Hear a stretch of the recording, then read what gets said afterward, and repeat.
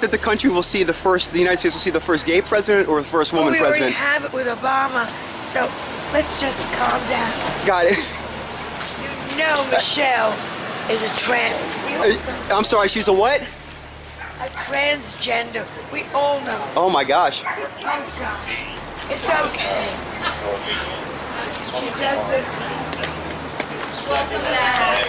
Hey Fanatics, looks like Michelle Obama might be in a bit of trouble. You remember Joan Rivers, the funny lady, right? Well, her daughter is thinking about telling some secrets that involve Michelle. Joan Rivers passed away, and that was a sad moment. But now, there's a big fuss about some things that happened with her and a chef who used to cook for President Obama. People are scratching their heads and trying to figure out exactly what went down. There have been some weird events recently that made everyone real suspicious about the Obama family, and we're also wondering if these events have something to do with what happened to Joan back in 2014. You know how Obama's chef drowned about 100 feet from the Obama residence? Yeah, that's pretty fishy too. Could there be more to the deaths of these two people than meets the eye? Stay tuned for more on this and subscribe to our channel to stay in the loop with all the latest news in the celebrity world. So we've got a pretty complicated situation on our hands right now. It all started when the chef who used to cook for Obama passed away unexpectedly. This sad event happened right after news came out that the chef was writing a revealing book about Obama. Because of these things happening together, everyone was wondering if there is a connection.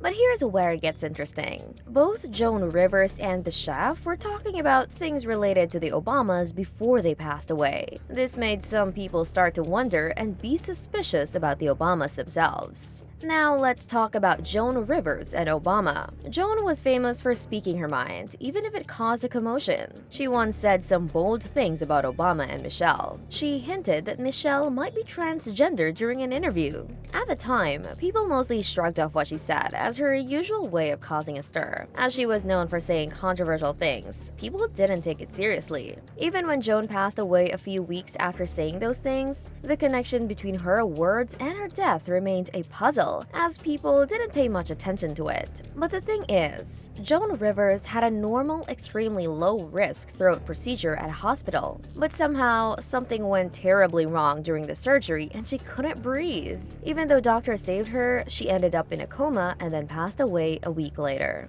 It's really confusing because the surgery wasn't supposed to be risky, but apparently there were mistakes that happened along the way. The official report showed that there were problems leading up to Joan's death. The hospital didn't react properly when her health was getting worse. They didn't keep track of how long she waited before being sedated, and they did procedures without her agreement. They even let someone take a photo of her while she was asleep. Now, let's fast forward a bit. A few weeks ago, Obama's chef from his White House days, Tafari Campbell, had a really sad accident. He was paddleboarding near the Obama's place and he fell into the water and couldn't make it. According to what's been reported, Tafari Campbell, who was from Dumfries, Virginia, was on a paddleboard when he lost his balance and fell into the water. Apparently, someone else who was paddleboarding in the same pond saw what happened and told the police about it. They tried really hard to help Tafari when he was struggling in the water, but unfortunately, their efforts didn't work. The next day, on July 24th,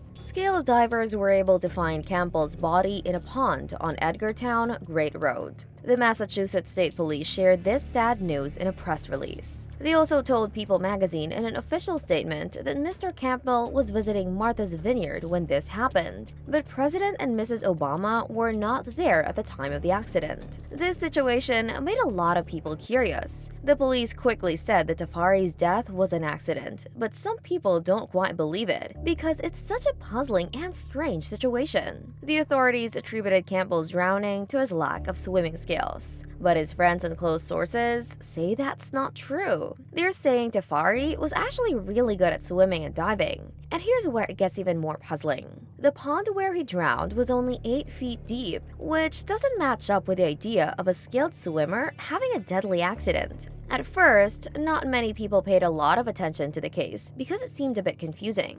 But that changed recently when some reports came out and more people got interested. There's this video that's been going around online that says Tafari was writing a book that spilled secrets on the Obamas before he passed away. And because of this, people are thinking that maybe someone wanted to stop him from saying those things by causing harm to him. That said, after Tafari's death, a bunch of surprising things came out, and now people have a lot of questions that don't have clear answers. Right after he passed away, letters that Obama had written to his college sweetheart showed up on social media.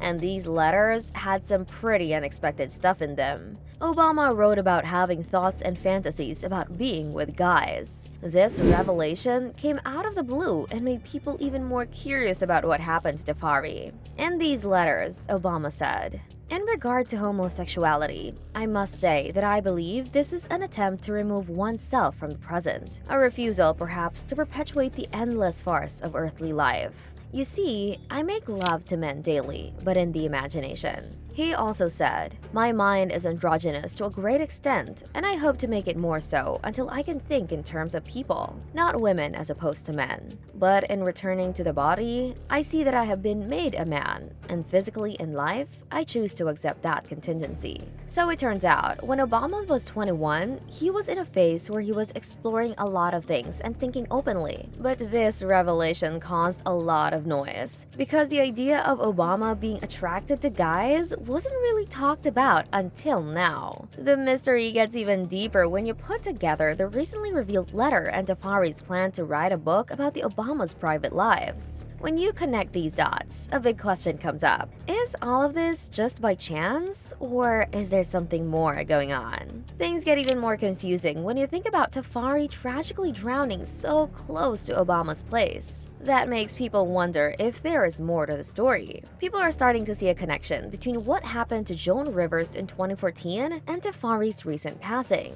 Joan's death during a regular medical procedure already raised suspicion because there were different stories from people involved. And the fact that people took pictures of Joan while she was unconscious makes it even stranger. Some people think those photos might have been used to harm Joan. What's really odd is that those photos didn't show up on social media, even though there could have been personal reasons to share them. This is making more people think that both Joan and Tafari had something important to reveal about the Obamas. This could have been a problem for Obama's public image. Some people think that's why both Joan and Tafari might have been silenced to protect his reputation. Someone on Twitter even asked, "What did Tafari Campbell see in Obama's house that got him murdered?" So what's your take on this whole situation? Feel free to share your thoughts in the comment section below. If you enjoyed this video, give it a thumbs up and subscribe to our channel for more content like this. See you in the next one!